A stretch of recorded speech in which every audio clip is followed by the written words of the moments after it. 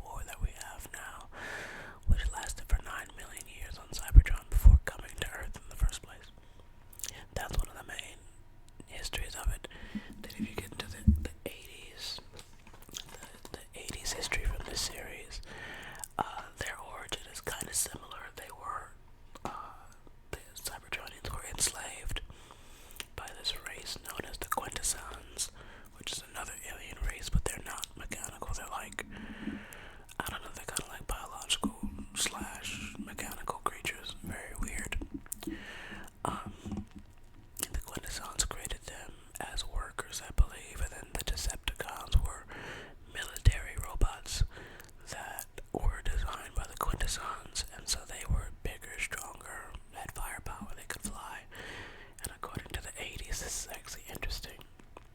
The Autobots developed the art of transformation to hide from the Decepticons and the Quintessons because they were weaker. Eventually, all of them discovered how to do it. But it's I'm such a fan of the series that all the stories are true, all the origins are true. Yeah, so 2007 was the first Transformers. 2009 was the second one, Revenge of the Fallen. I remember my cousins came down from Los Angeles, came out to Dallas, and we all went to go see that together, and that was very nice. Yeah, because I didn't really see them often, but they were some of my favorite sets of cousins. Then when I was in middle school, the third Michael Bay film, Dark of the Moon, came out, and this was such an epic film. Like, I know there's critics of Transformers. Most of them, I think they're just bitching about stuff. It's entertainment. It's meant to be entertainment, at least the Michael Bay films. But most critics who dislike the films and like the films can agree that number 3 was a very great film. It was very fun. It was the best one. A lot of people agree on that. Then we have the 2014 number 4, Age of Extinction. Now, I don't know what Michael Bay's original plans were. And for those of you who don't know who Michael Bay is, which I would be surprised if a lot of you don't, but Michael Bay is the film director of the Transformers franchise, and in general he's just like an action movie director. His movies are known for their like explosions, their high patriotism, their their I guess inappropriate comedy. But I'm actually a fan of Michael Bay. I've seen almost all of his movies except there's one called The Rock that came out. I have the DVD, but I haven't seen it yet. It's going off on a tangent of Michael Bay, but I just love his style and his vision, and he kind of got me to love action movies with just the way that he does things. He did a movie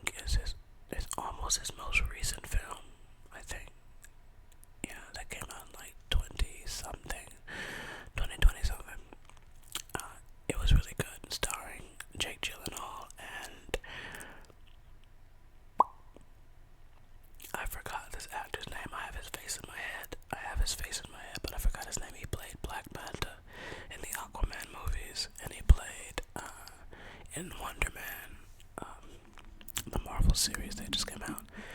I forgot his name. Yahya Abdul Mateen the second. That's his name. Yeah. Um. Yeah, and then Michael Bay has done like some documentary films, stuff like that. Anyway, back to Transformers. 2014.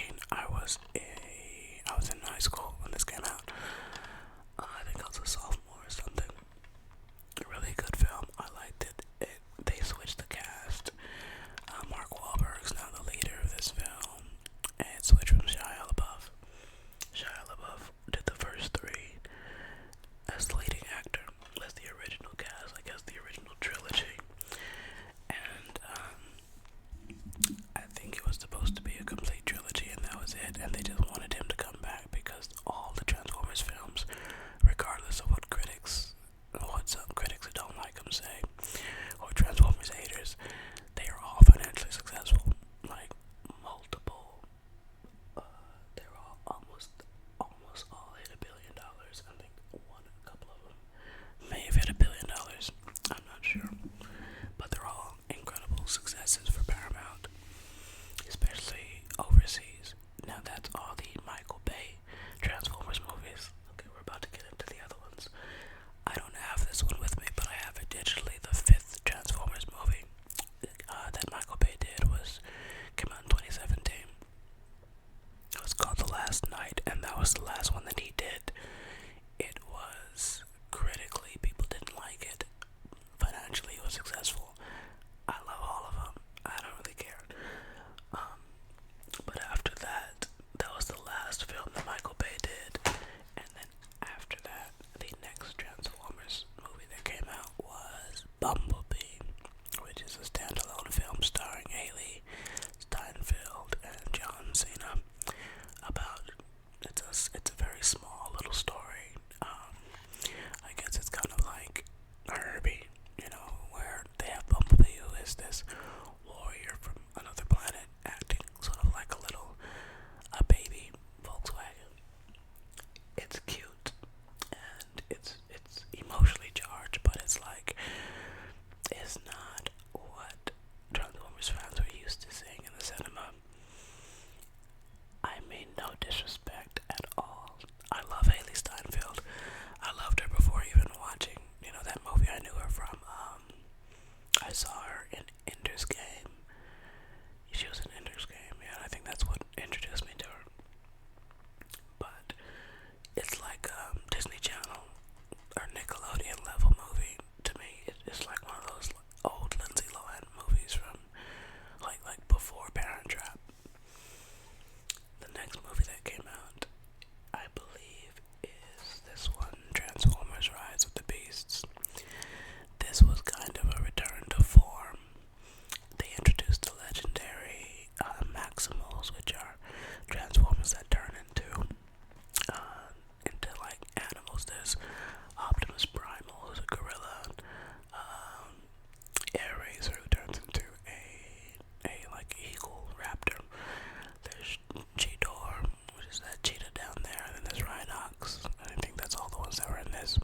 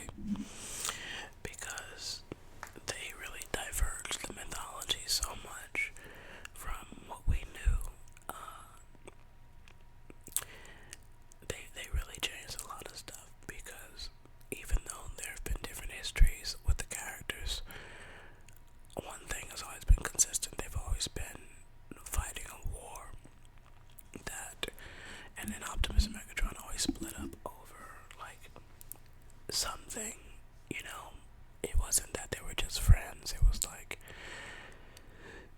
it just really dumbed down the entirety of the Transformers lore. And you can't even say, oh, they did that for kids. No, they didn't, because boom, Transformers Prime. I have season 2 and season 3 on DVD. This is a great show, award-winning show. Came out in 2011, I think. Ended in 2013. That's for kids. That movie's for that show is for kids, and it doesn't dumb down the lore at all. And then there's other things like the show that came on immediately after that, and not to mention the G1 show. Like it doesn't